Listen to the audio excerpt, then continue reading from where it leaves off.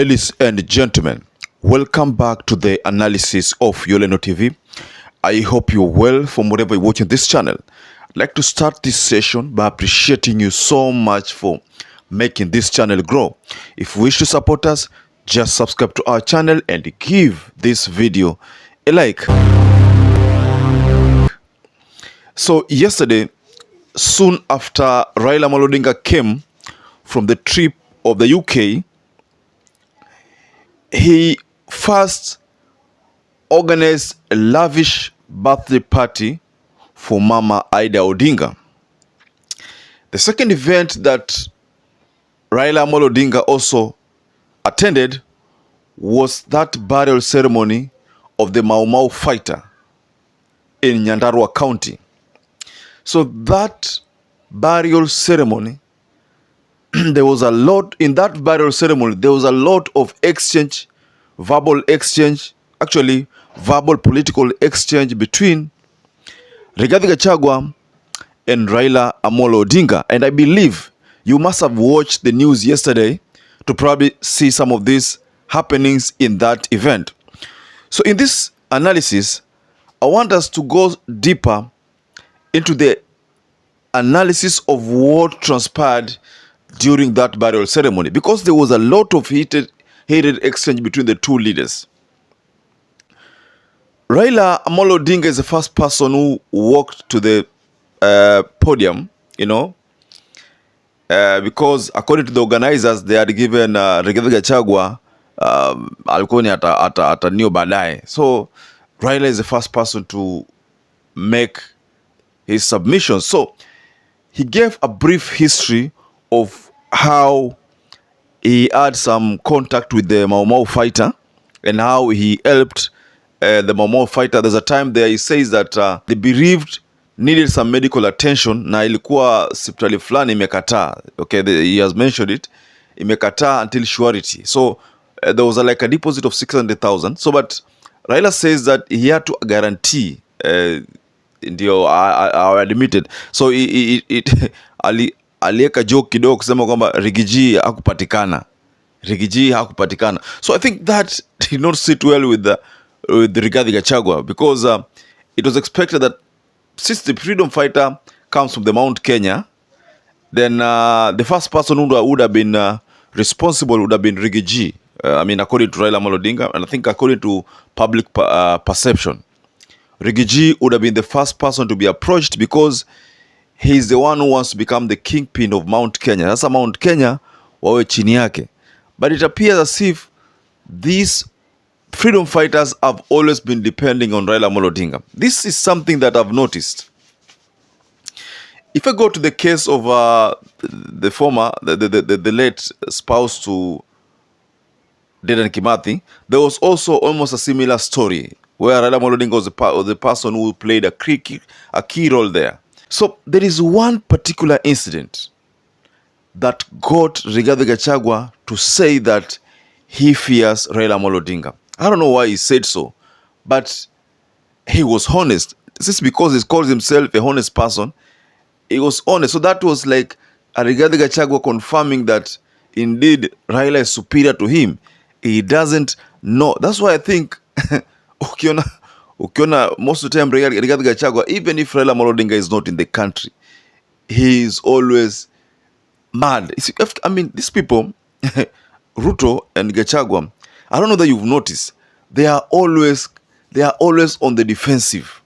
Hata kama RAILA Odinga ongei, they are always on the defensive. What do they fear about RAILA? What is the panic all about? Rigathi confirmed that yeye anamuogopa RAILA. He confirmed.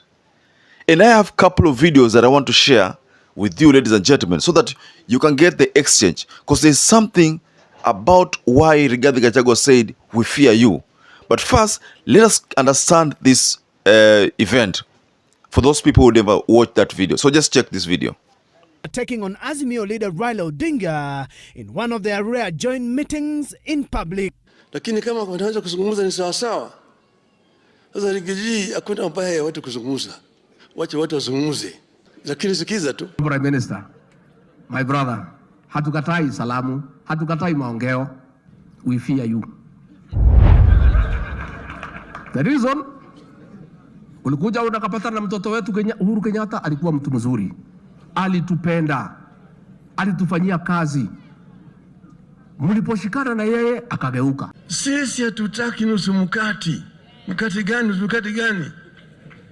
Mimi sitaki kuwa naibu wa rais. Sitaki kuwa waziri mkuu. Yale yote mimi nishakuwa. Mimi sina haja. Weka pole pole. Mimi nikutana na mtu lini? If you assure us hakuna kitu kitafanyika kwa rais wetu mkipatana, muendelee. Lakini sisi katika area hii tunaogopa. Hakuna mwenda wazimu. Hakuna mtu anaweza kujitokeza na kwenda barabarani kufanya maandamano kama hakuna shida. Hii katiba tuko naye ililetwa na maandamano. Wakenya wanajitokeza kama hawezi kukubaliana. Yes, well, by the way, sorry, I was just taking a sip from a cup of coffee. Someone sent me, one of a loyal subscribers sent me as a form of appreciation, and I'm so grateful. And George, I'm so happy you sent me. I received the M-Pesa. Thanks so much. So now let's get into this.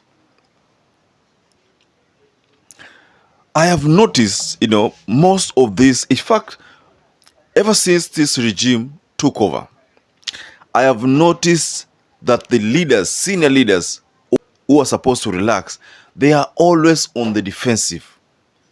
Whereas we expect that the person who is supposed to be on the defensive hapa, who is supposed to be, bitterly campaigning, ni RAILA. Lakini you find that the government is the faction that is overly campaigning. Why do you think this is the case? I think what Rigathi Gachagua said there, we fear you, speaks volume. And that is enough evidence that indeed it is because of the fear. The fear. That means Rigathi Gachagua literally confirms that RAILA is superior to him. Why would you fear someone who is not in the government? You are the second in command in the government. But why would you fear that person? Because there's another video I also had. I heard Gachagua say that. And also this one, I had to tell someone that I thought the government is the one who's supposed to deal with the issue of land. And also I told that person that I thought the government had given, has a ministry that is in charge of land. So how does he want Raila Amolo Odinga to be the one who is talking about this issue of land, the land issues? Because Rigathi Gachagua said that Raila should also make sure that the land that was grabbed be taken back to the rightful owners. Who is supposed to do this? Is it RAILA or is it the people in the government? Because that is something that it's pretty clear that the person is supposed to, or the faction that is supposed to deal with that, is the government. And that explains why they have a CS for lands. Why would they have a CS for land, yet they can't deal with that issue? How thorny is it? That event has exposed the weakest side of some elements within the government.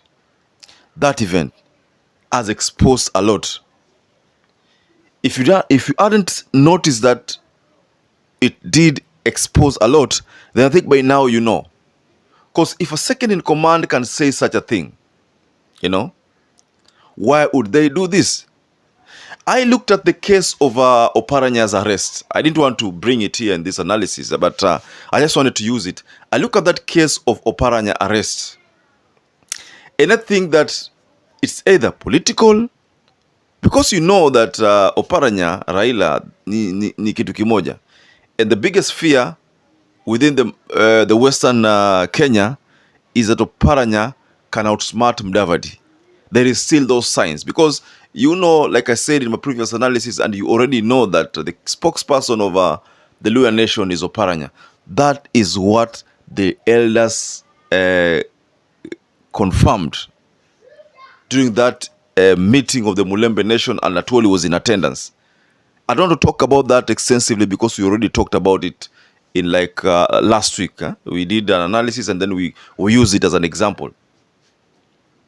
So that arrest, and Raila said, don't arrest Wetangul and don't arrest Oparanya. If you want me, come and arrest me. So, and that statement that Gachagua has unleashed there, we fear you. These things, most of the time, and I agree with the people who call off, who have been telling the government not to campaign. I agree with them because they're supposed to be delivering. They're not supposed to be telling us what they will do again. And it's almost, we are approaching the second year. In fact, next month, we'll be starting another year. And they are still blaming the former regime. They are still telling us about what they will do. So this is like a campaign come early. This strategy they are using is the same strategy they used when they were with Uhuru. They started campaigning immediately they took over office until the 5 years. So I think that is what is happening now. They are already campaigning and they will be doing this campaigning for 5 years. And this is going to eat into the budget of Kenyans because which expenditure are they using? How are they financing this expenditure? Where is this money coming from? If you'll be touring everywhere, every day, when are you going to sit in the office and deliver? Ladies and gentlemen, I was just giving you some little, history and also getting you up to speed with what happened yesterday during the NYANDARUA burial ceremony. So, ladies and gentlemen, for those who have not subscribed to this channel, I would like to kindly urge you to subscribe to this channel, give this video a like, and don't forget to hit the notification bell so that every time we upload any video, you also become the first person to get notified. And ladies and gentlemen, to those people who have supported this channel by subscribing, I want to tell you right here in this channel that I'm so grateful for your support. Without you, this channel cannot grow. So thanks so much for those who have been subscribing. And until we catch up again in our next analysis, please stay safe and stay blessed.